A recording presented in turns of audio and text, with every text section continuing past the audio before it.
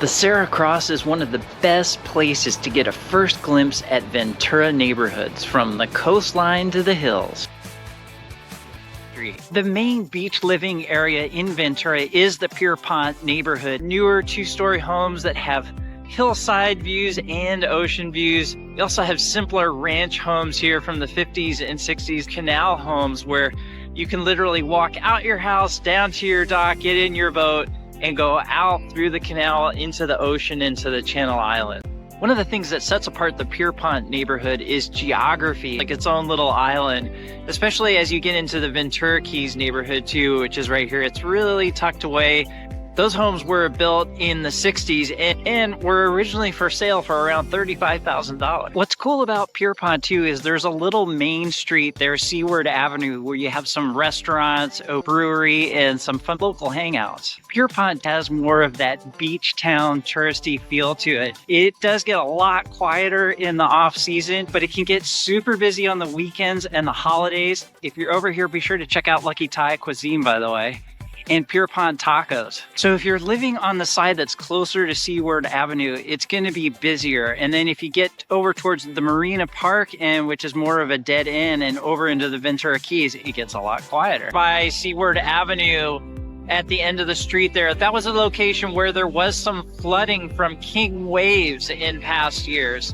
That, and this is a touristy area, so during the touristy times, it's going to get a lot busier. So you may or may not like that, depending on what you think about tourists. Nestled between the foothills and the beaches is Midtown, the heart of Ventura. You can bike down to the beaches or over to downtown Ventura, or walk to the community college or one of the many restaurants or shops around here.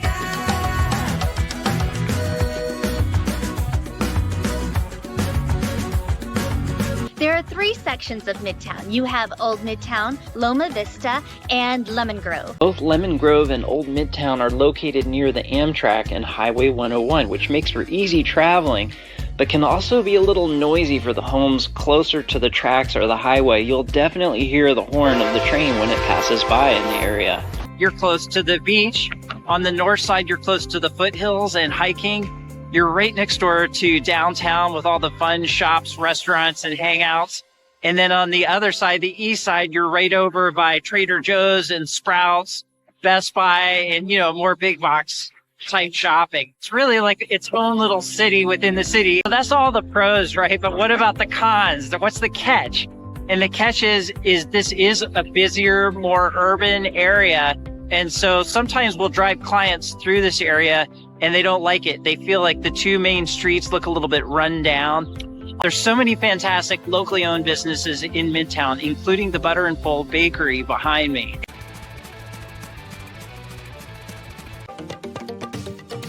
This neighborhood is aptly named because there is, in fact, a community college here, a fantastic college that's ranked as one of the top 20 in all of California. Not only is there a college, there are also two highly rated high schools. It really is a hub for the entire city. People come here for the sports events, for the classes, for the theater. And not only that, it is very affordable to come here.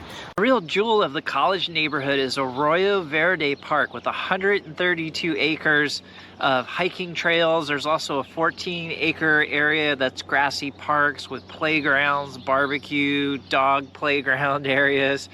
Also, the trails aren't too brutally hard, so you don't have to be like a super athlete to hike here. As when you hike up in the hills there, it's like a wildflower jungle right now. And still, you're not that far from the shops down in Midtown. You're only about 10 minutes to downtown from here. You can still get to the beach pretty quickly. It's hard to say a lot of cons to this neighborhood.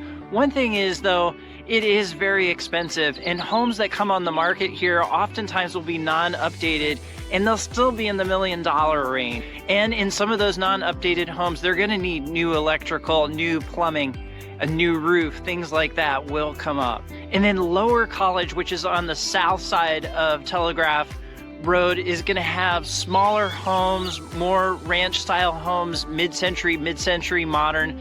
Still a very beautiful neighborhood with beautiful front yards, and people are really friendly there.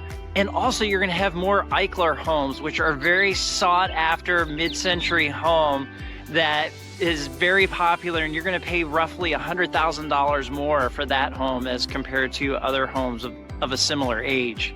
A con to lower colleges, you are going to be closer to the Highway 126, so you're going to hear some noise from that. And you're a little bit closer to the hustle and bustle of Midtown, so that may be a pro or a con, depending on who you are. Camino Real will be your park. It's roughly a 40-acre park. You've got basketball, softball, tennis, volleyball, everything's going on here. There's there's also a fenced-in dog park.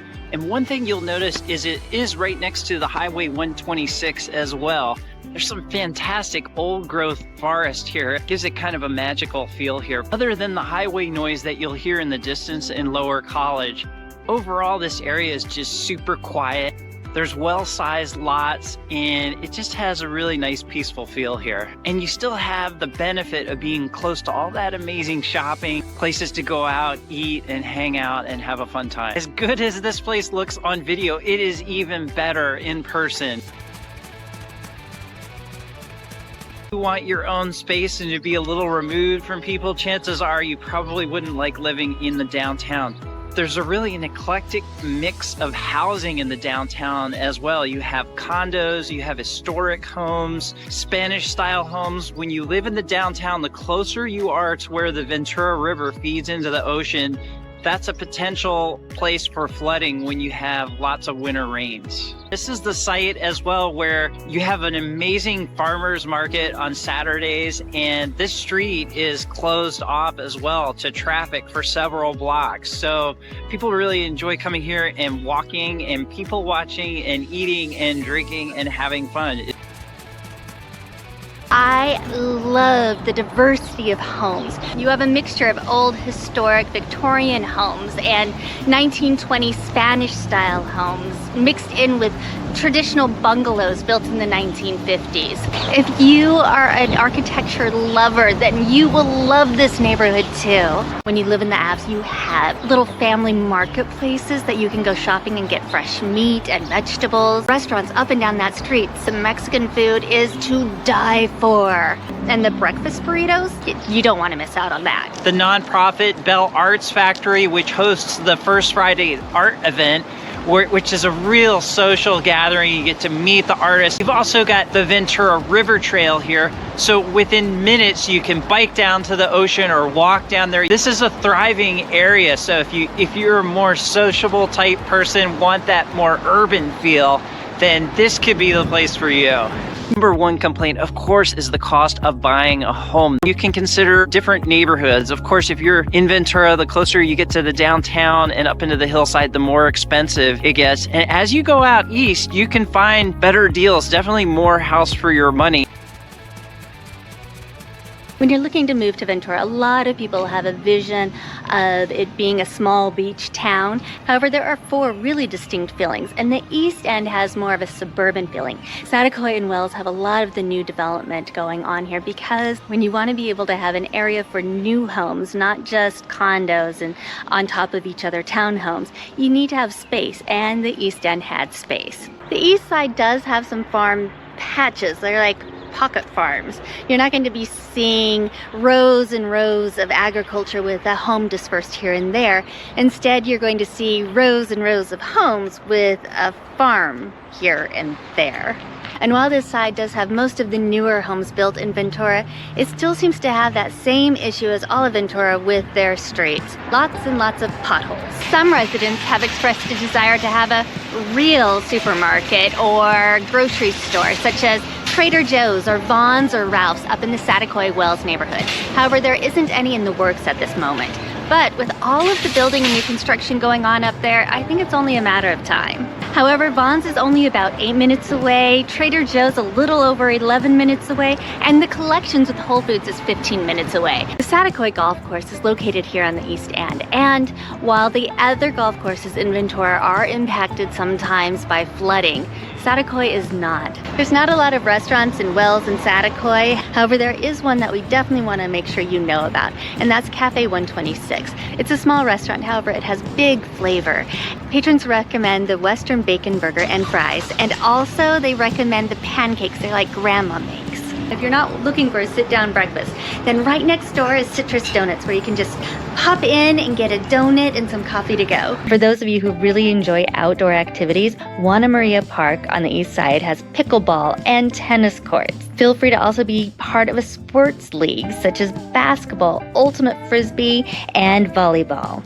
And if you're new to the area, looking to meet new people, sign up as a free agent and they will help you join a team. I couldn't say living in Ventura without mentioning the activities on the ocean such as sailing, kayaking, paddleboarding, and there are classes for all of these activities. These are just some of the many options of things and activities to do to make friends, but also to enjoy living here in Ventura. The east side has an aquatic center where you have swimming and a play structure, and you also have water polo.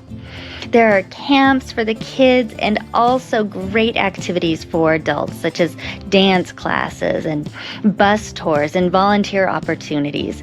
Senior activities like line dancing, billiards, tai chi, and adult senior fitness classes such as hoop habit, hoop dance, and Nia dance fitness. Classes like ceramics, painting. If you love amazing landscaping, friendly neighbors, and so close to all these great amenities, then the Stonehenge neighborhood is just for you.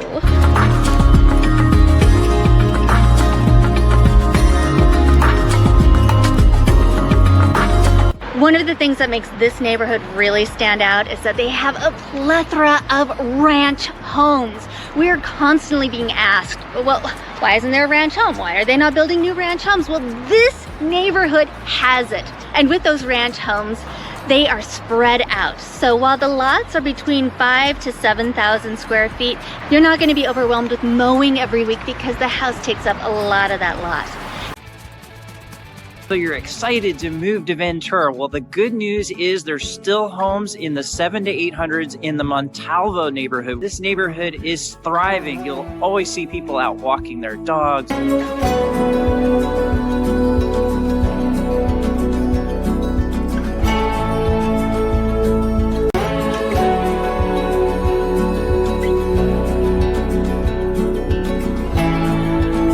It is so easy to get over to shopping. I actually saw someone driving in their golf cart to the Montalvo Square Shopping Center, which you usually see more at the beach. And if you want your Trader Joe's and your Walmart and your Sprouts and all those named stores, they're all super close to this Montalvo neighborhood. Easy access to 101, 10 minutes to the beaches, downtown Ventura. You can really have a great lifestyle. If you are looking for fantastic ocean views, then the Hillside neighborhood is for you.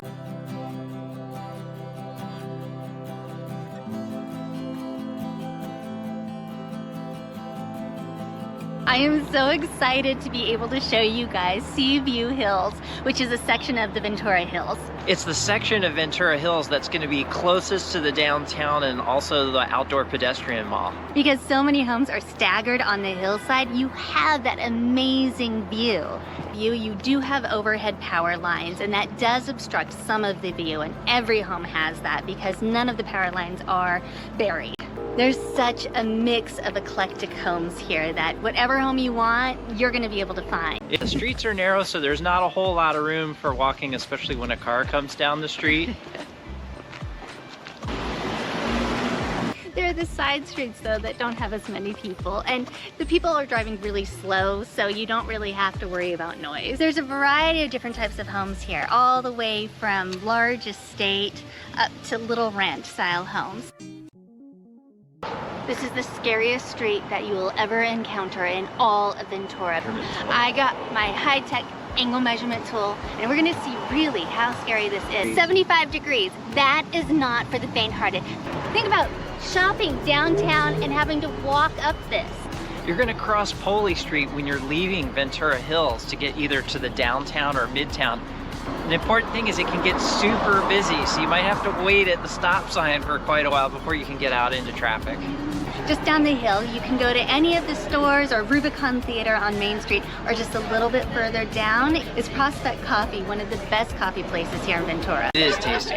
Some of these homes you can drive right into your garage and be on the main floor. So it's kind of misleading because you think it's a small ranch home, but it's built on the hillside and you're really going to be climbing some stairs. You're going to get in shape on the upside. You'll have a little bit more room on some of the streets. There's even a few sections that have sidewalk. However, on the sections that are more narrow, and I'm talking about narrow, when you try to come out of your driveway, it is really tough because you have limited sight on some of those corners and limited turning radius.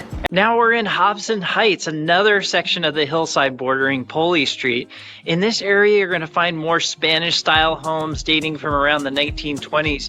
And as you move up the hill, also much larger homes that are much larger lots.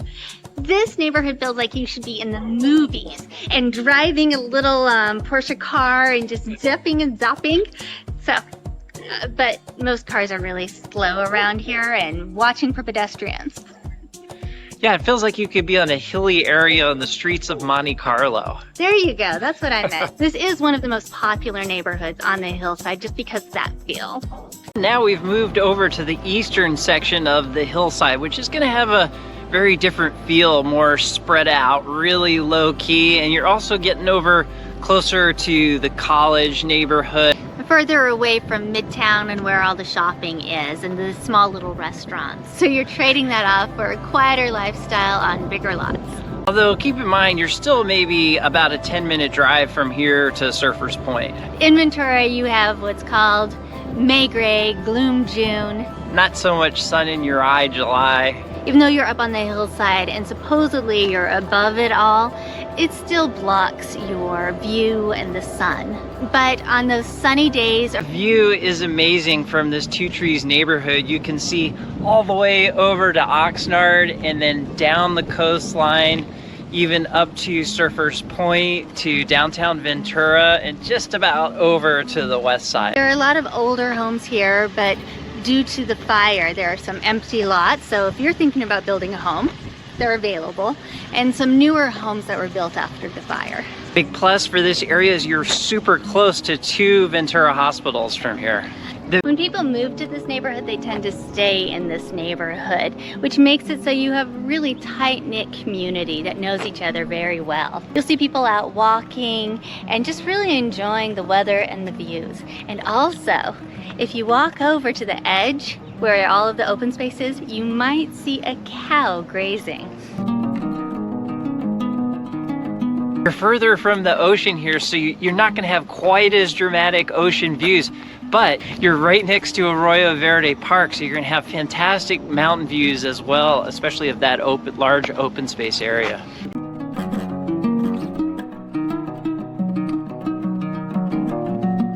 In the skyline section, most of the homes were built in the 1970s. It's really a more gentle slope here in the hidden valleys. Also, the streets are nice wide streets. You have lots of room. There's sidewalks. So if you're the kind of person who wants to get out walking, dog walking, and that kind of thing, you're probably gonna like that more. Ondulando is the largest section of hillside homes that we've covered. You're gonna find a majority of ranch-style homes here. The roads that cut through the neighborhood have a nice gradual slope, so you will see lots of people out walking. There's so many options in Ventura County, whether you want more action in nightlife or more space, nature, and just chilling out. That's why we're here. I'm Bart, my partner Keziah and I are licensed real estate agents, and Keziah is also a licensed residential appraiser. We have so much inside information for you on living here. Be sure to give us a call.